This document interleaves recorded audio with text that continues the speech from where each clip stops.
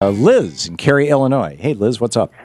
Hi, I'd like to talk with you about, the fact that I agree with you about the gifts differing aspect of identification of gifted children. I personally have had two very bright children, and my daughter was not labeled as gifted. My son was, only because he was retested by a teacher who recognized that he was different. Mm-hmm. And what I'd like to talk with you about is what I've noticed with my son by having been separated. I mean, when my daughter was young, everybody in the class knew she was really bright. They always know she's really bright. My son was separated into the gifted program in the 6th grade, and it affected his self-image in such a way that he felt that he was different than the other kids and such, and not in a good way. Right. And he became very obsessed with ethics and justice and love and that sort of thing.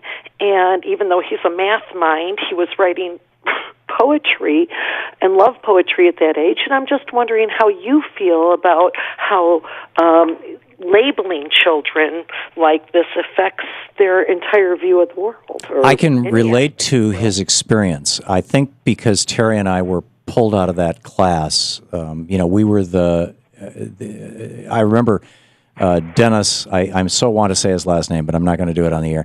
The school bully was a kid named Dennis. And I had to walk by his house to get home, and he used to beat the crap out of me every chance he got. And I did not participate in sports with the other kids. Fortunately, my teachers would let me just avoid the sports because I was always the last one picked for all the teams. I would sit, there's this giant oak tree out behind our elementary school, and I would sit there and read during recess. And I did feel like a kid apart, and I got into poetry when I was a teenager and all that kind of stuff. And, Bob Dylan was my hero, and Dylan Thomas and E.E. Cummings, and I could still recite a lot of this stuff from memory. Even back to Whitman. And at the time, there were people, including my mother, who were very concerned that I was becoming an introvert and I was becoming an outcast. And is this gonna turn out badly? In retrospect, I mean, I'm a lot of years to look back on it now. I think that those things, certainly they shaped me and they helped make who I am, and I don't think they did so in a bad way. I think that we all have our challenges in life. I'm sure that Dennis the bully had his challenges in life. In fact, I know that his father used to beat him with a belt badly, and that probably had a lot to do with why he tried to beat me,